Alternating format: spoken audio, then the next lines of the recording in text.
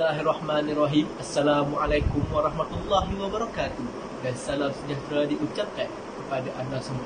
Bersiaran secara langsung dari Dewan Tun Abdul Razak, Pusat Dagangan Dunia Putra PWTC, Kuala Lumpur, membawakan kepada anda Forum Had Ehwal Perdana Masyarakat pada hari ini, 8 April 2020, bersamaan dengan 15 Syakban 1440 Hijrah. Sebelum itu, saya ingin mengucapkan jutaan terima kasih kepada pihak Bank Nasional kerana telah menganjurkan program kita pada hari ini. Tanpa sumbangan mereka, mungkin secara langsung ini tidak dapat dibawakan kepada anda tetapan rakyat Malaysia. Seterusnya, saya juga ingin mengucapkan jutaan terima kasih kepada para tetamu yang hadir di Dewan ini bagi bersama-sama menjayakan program kita pada hari ini. Terus kepada tajuk perbincangan kita pada hari ini. Tajuk perbincangan kita pada hari ini agak eksklusif dan juga menyentuh sensitiviti masyarakat Malaysia, iaitu AIDS, musuh dalam selimut. Sebelum kita mengupas tajuk kita pada hari ini dengan lebih lanjut dan juga mendalam, izinkan saya memperkenalkan para panelis kita pada hari ini. Di sebelah kanan saya merupakan seorang pegawai perubatan daripada pihak Kementerian Kesihatan Malaysia. Diperkenalkan kepada anda Puan Nurul Zafirah binti Muhammad Aziz. Apa khabar Puan Nurul Zafirah? Alhamdulillah, kabar baik. Semoga kita semua dikurniakan kesihatan yang cemerlang oleh Allah Subhanahu Wa Taala. Terima kasih diucapkan kepada Puan Nurul Zafirah. Seterusnya beralih pula kepada panel kita yang seterusnya. Di sebelah kiri saya, kecil molek saja orangnya. Diperkenalkan Puan Nurul Syazwani binti Muhammad Fauzi, pegawai petugas khas daripada Agensi Antijadah Kebangsaan. Apa khabar Puan Syazwani? Alhamdulillah, kabar baik. Semoga saya dapat memberikan penerangan yang baik dan memberikan manfaat kepada tuan-tuan dan puan-puan. Terima kasih diucapkan kepada Puan Nurul Syazwani. Saya memulakan maudhu perbincangan kita pada hari ini dengan bertanyakan soalan pertama kepada Puan Nurul Syazwani terlebih dahulu. Puan Nurul Syazwani, boleh tak Puan terangkan kepada kami apakah yang dimaksudkan dengan AIDS dan juga apakah punca utama terjadinya AIDS dalam kalangan masyarakat? Terima kasih kepada saudara pengerusi. Bismillahirrahmanirrahim. Assalamualaikum warahmatullahi wabarakatuh. Baiklah, AIDS merupakan singkatan bagi sindrom kurang daya tahan melawan penyakit. Jika dikaji dan diteliti dengan lebih mendalam, iaitu berdasarkan Kementerian Kesihatan Malaysia, AIDS merupakan kesan daripada virus HIV, di mana HIV membawa definisi Human Immunodeficiency. Menurut Jabatan Kesihatan Wilayah Persekutuan Kuala Lumpur dan Putrajaya pula, HIV merupakan virus yang menghakis ketahanan sistem badan seseorang dan perkara ini merupakan satu jalan yang akan berakhir dengan penyakit AIDS. Selain itu, penyakit AIDS juga kita tahu iaitu merupakan antara penyakit yang mempunyai jumlah penghidap yang ramai di seluruh dunia. Di mana menurut UNAIDS, iaitu United Nations Programs on HIV, di mana sebanyak 37.9 juta penduduk dunia telah menghidap penyakit AIDS pada tahun 2018.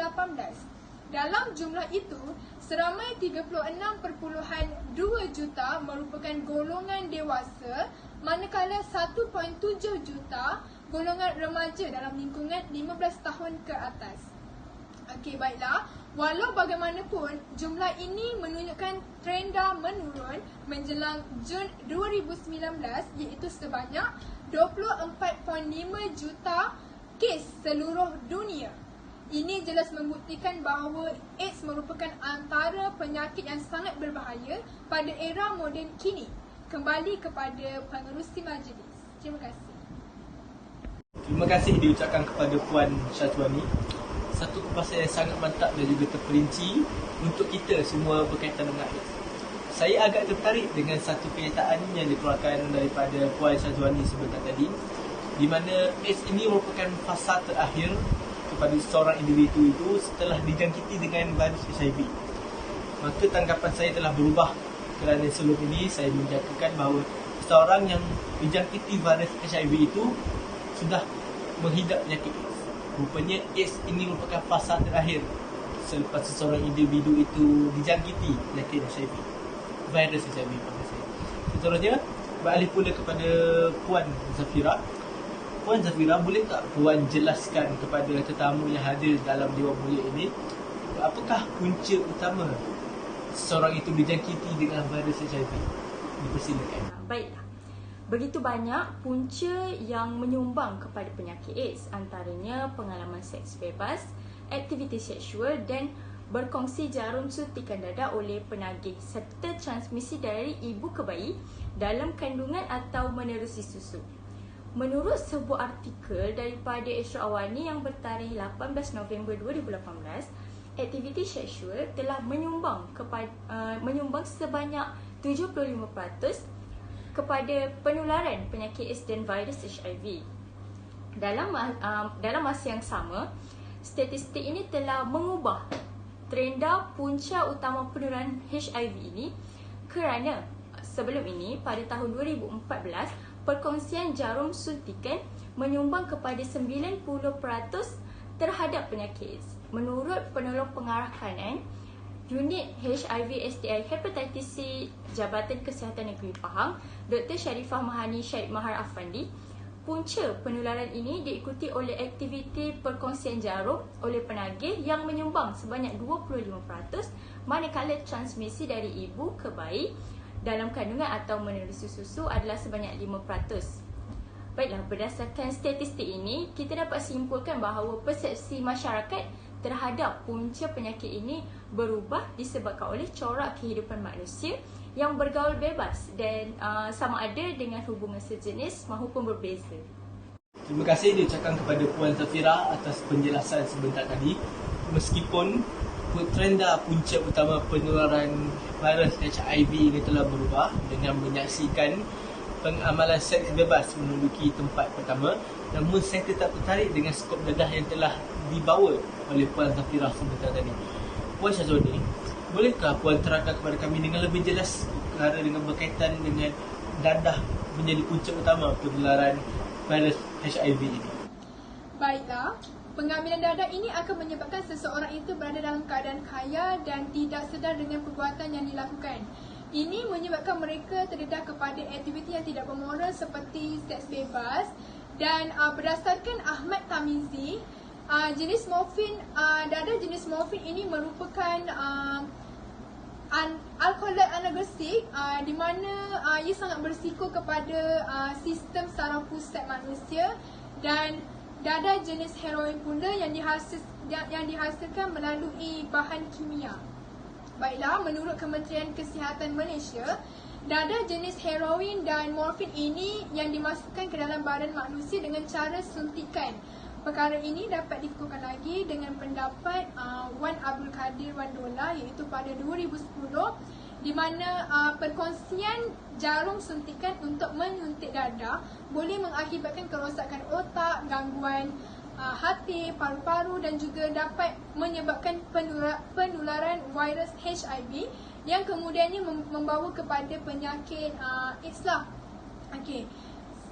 Selain itu, kita boleh lihat juga contoh di beberapa negara, iaitu negara China merekodkan sekitar 70% pengguna dadah suntikan menghidap penyakit AIDS. Selain itu, statistik di Malaysia di mana telah merekodkan kekerapan HIV dalam kalangan pengguna dadah suntikan adalah sebanyak 60% sehingga 90%. Oleh itu, perkara ini haruslah mengambil langkah-langkah berjaga yang dititikberatkan oleh pelajar dengan memberi pendedahan tentang penyalahgunaan dadah menerusi pelbagai akta dan undang-undang berkaitan penyalahgunaan dadah yang telah digubal. Berdasarkan penulisan Jamaluddin Haji Ahmad, iaitu pada tahun 2010, antara akta dadah yang telah digubal ialah contohnya Akta Penagih Dadah, iaitu rawatan dan pemulihan pada 1983. Yang kedua ialah Akta Dadah Berbahaya 1952 dan sebagainya. Jadi melalui akta-akta seperti ini, pendedahan yang dilakukan mampu memberi kesedaran kepada anak-anak muda. Hal ini secara langsung dapat mencegah wabak AIDS ni daripada berleluasa dalam kalangan pelajar, khususnya pelajar IPT. Sekian sahaja perkara yang dapat saya rumuskan pada hari ini. Terima kasih. Begitu menarik pasal yang telah diberikan oleh Puan Syazwani sebentar tadi. Soalan terakhir ingin saya ajukan kepada Puan Zafirah. Puan Zafirah, boleh tak Puan terangkan kepada kami apakah kesan daripada penyakit AIDS ini dan adakah vaksin bagi penyakit AIDS ini telah dijumpai di dalam dunia ini? Baiklah, untuk pengetahuan semua, sehingga hari ini vaksin yang boleh mencegah jangkitan HIV dan ubat yang boleh menyembuhkan pesakit AIDS masih belum ditemui oleh pakar-pakar. Justru itu, langkah-langkah bagi mencegah dan mengawal jangkitan HIV amat penting bagi membendung wabak ini daripada berleluasa. Menurut Kementerian Kesihatan Malaysia, berat badan seseorang yang dijangkiti virus HIV akan susut melebihi 10% tanpa apa-apa sebab munasabah. Selain itu, individu yang dijangkiti penyakit AIDS ini juga akan mengalami cerit-berit yang berlarutan, bengkak pada kelenjar di leher, ketiak atau pangkal peha. Individu tersebut juga akan menghidap penyakit herpes zoster. Herpes zoster ini merupakan sejenis penyakit urat saraf dan penyakit candidiasis, iaitu penyakit kulit yang disebabkan oleh sejenis kulit di bahagian mulut dan tekak. Penghidap penyakit AIDS bukan sahaja mengalami masalah kesihatan, malah mereka turut dipandang hina oleh masyarakat sekeliling. Berdasarkan akhbar berita harian atas talian oleh Halina Muhammad Nur pada 27 April 2019, seorang bekas penagih dadah dipandang hina oleh masyarakat sehingga mengalami kemurungan yang serius kerana berlaku diskriminasi di tempat kerja. Tambahan pula, kos pembiayaan bagi seorang pesakit AIDS boleh mencapai sehingga 1 juta ringgit Malaysia. Hal ini juga menyebabkan kerugian terhadap negara kerana kos sebanyak itu boleh disalurkan kepada bahagian lain yang perlu diberikan keutamaan. Setiap individu juga haruslah mempunyai kesedaran terhadap bahayanya penyakit AIDS ini dengan mengamalkan cara hidup yang lebih sihat. Cara hidup yang sihat ini meliputi segenap aspek seperti mengamalkan kebersihan serta mengelakkan diri daripada terlibat dengan perkara-perkara abnormal. Selain itu juga, elemen pendidikan juga perlu dititikberatkan secara serius dalam institusi kekeluargaan. Pendedahan awal terhadap penyakit AIDS ini dapat melahirkan individu yang cakna terhadap gejala yang berlaku. Sekian sahaja perkara yang saya dapat rumuskan sepanjang program pada hari ini. Terima kasih Puan Zafirah. Tuan-tuan dan puan-puan sekalian, kita telah tiba di penghujung rancangan. Sebelum saya mengakhiri kata-kata, izinkan saya memberi satu kesimpulan tentang perbincangan kita pada hari ini. AIDS merupakan satu penyakit yang sangat berbahaya. Penyakit ini boleh menyerang manusia dengan begitu banyak cara, meskipun kita tidak melakukan amalan-amalan seks, mengambil dadah serta lain-lain. Kita perlu mengambil langkah berjaga-jaga dalam setiap aspek untuk mengelakkan diri kita daripada dijangkiti virus HIV. Wajar bagi kita semua, terutama golongan ibu bapa serta para pendidik maupun kerajaan, untuk memberikan pendedahan kepada generasi-generasi yang akan datang mengenai penyakit AIDS ini. Jika tidak mustahil penyakit ini akan menguasai Malaysia suatu hari nanti. Sekian, saya ucapkan jutaan terima kasih kepada penaja kita pada hari ini, iaitu Bank Nasional, serta para tetamu yang hadir dalam dewan ini, serta rakyat Malaysia yang menyaksikan forum hal ehwal masyarakat pada hari ini. Saya sudahi dengan ucapan wabillahi taufiq wal hidayah. Assalamualaikum warahmatullahi wabarakatuh. Jumpa lagi.